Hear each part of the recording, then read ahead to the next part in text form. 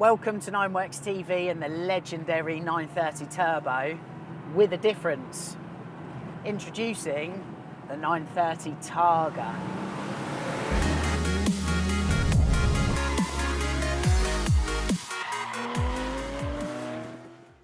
What a day for it, hey?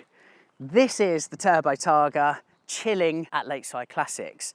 We must start by giving some context to this car, okay? So the 930 Turbo, as we all know, introduced in 1975, it enjoyed constant year-on-year evolution right up to the end of 930 production in 1989. I've documented that in much more granular detail in a video. I'm gonna put a link here where I tested a load of 930s back-to-back earlier this year. People often point to 1989 being a year of high importance. It was the last final year of 930 production, also the one and only year the 930 Turbo got the 5-speed gearbox, the rest of them were 4-speed. 1987 is also an important year for 930 evolution because up to that point all 930s were coupes. For 1987 the 930 got not one but two open-topped options in the Cabriolet and the Targa. The 911 Cabriolet for naturally aspirated Carreras was introduced in 1983. However, for the open-top turbo story, we have to jump 2 years backwards to 1981 in the Frankfurt Motor Show. Porsche putting on its stand a 930 Turbo Cabriolet. It was also four-wheel drive, by the way. That prototype giving enthusiasts a little bit of an insight into what was coming up for the turbo story in the short and medium-term future. That was 1981 with a prototype. By 1987, coming back to that year, that's when Porsche produced two open-top versions of its 930. The Cabriolet and also this, the 930 Targa. The Coupe in 87 was priced at 125,000 Deutschmarks. The Turbo Targa was a slightly more at 132,000 Deutschmarks. The Cabriolet was a lick on again at 145,000 Deutschmarks. This car though is a rare beast indeed. Let's run some numbers. I've done a lot of research into the numbers on these. They differ from the internet, but I believe my numbers to be accurate. If you think otherwise, please let me know in the comments and back it up. The Turbo Targa was produced alongside the Turbo Cabriolet for 3 model years only, 87, 88 and 89. In 1987, for worldwide markets, there were just 37 of these produced compared to 211 Cabriolets, for context. Oh, and 2,200 odd coupes. For 1988, there were 157 of these produced for worldwide markets, and for the final year of 930 production in 1989, 104 were made as Targas. Now, if we strip that back a little bit more and just talk about UK-only C16 specification cars, such as here, the numbers get even smaller. In 1987, not a single Turbo Targa was produced for the UK market. That leaves just 2 model years, 88 and 89, of which just 49 examples were produced. In 1988, so they're the cars with a 4-speed gearbox, there were 26 made to C16 specification, leaving 23 for 1989 with, of course, the 5-speed gearbox at that point. It is incredibly rare. Most of them, therefore, have always tended to fall into the hands of collectors. There is, as well, by the way, a 930 Turbo S Targa flat nose with a C16 UK specification. One single car was made in 1989. It's out there somewhere, folks. This stunner in Guards Red here at Lakeside Classics, I'm pleased to say, it's been hashtag driven not hidden. It's 101,000 miles on the clock. It's wearing those miles impeccably. Lakeside Classics have done a lot of work to this car to have it looking as stunning as it is today. Paintwork is utterly immaculate. The wheels, the Fuchs wheels with their polished lips, I think really works with the 930 Turbo style and platform. The service history on it as well is unbelievable, fully documented from 1988 right up to today. Notably in 2012, this had a top-end engine rebuild at around 84,000 miles, okay? It's ready to be enjoyed all over again.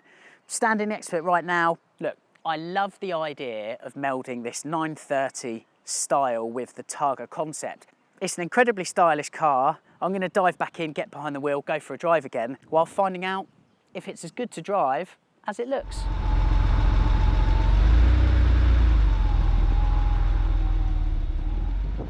Part of the charm of these 930 turbos is getting to grips with the 4-speed gearbox. I mean, we're used to 7 and 8-speed gearboxes on Porsche 911s these days, but the good old 930 for every year other than 1989 relied on the simple 4-speed, and it is an absolute hoot. I think the 4-speed is more fun to deal with and adds to the 930's charm, particularly when managing, mastering the epic lag and Jekyll and Hyde characteristic that these 930 turbos are known for.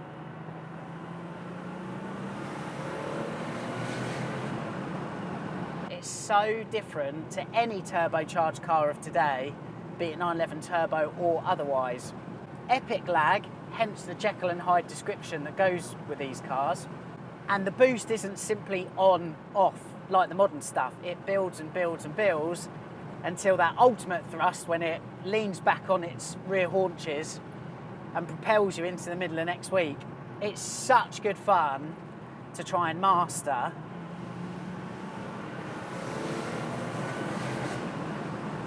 I did have reservations about the Turbo Targa before getting into it. My concern was, is it going to be too heavy? The Coupe and the Cabriolet actually weighed the same, 1,335 kilos.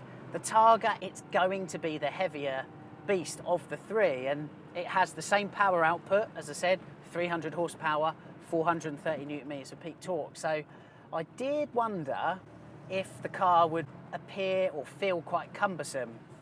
It's not the case at all, and actually I think only adds to the 930 experience. The Targa concept is a slightly, perhaps not flawed, but slightly impractical proposition due to the wind noise that comes into the cabin.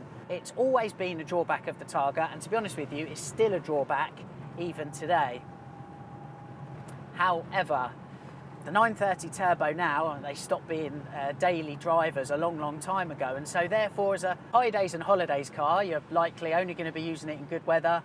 You're only going to be using it for, say, that spirited Sunday drive, and so the impracticalities of the Targa, I think, are completely nullified.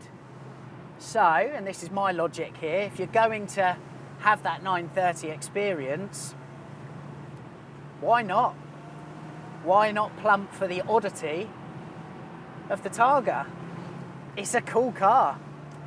I love it. It feels special, and do you know what the best thing about it is? It doesn't have or need any plaques or special badges kicking around to tell me it's special. It just is, and that's as far as it goes.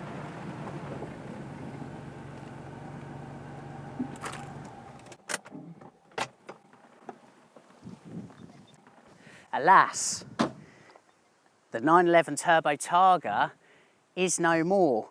So what's its mark on history? What is the legacy of the 930 Turbo Targa? Well, for a start, not a lot of people know it exists. Perhaps you didn't realise it existed prior to this video. The very fact that it's unique to the first generation of 911 Turbo, I think increases the charm. Would I want Porsche to make a Turbo Targa today? Well, no, that body style just doesn't fit in with the Turbo's all-round capabilities that it possesses in this day and age. Really then, what this is perhaps the perfect illustration of the flamboyance of the 1980s, which was a mad era for the automobile. Thanks as always for watching 9works TV. I'll see you in another video soon.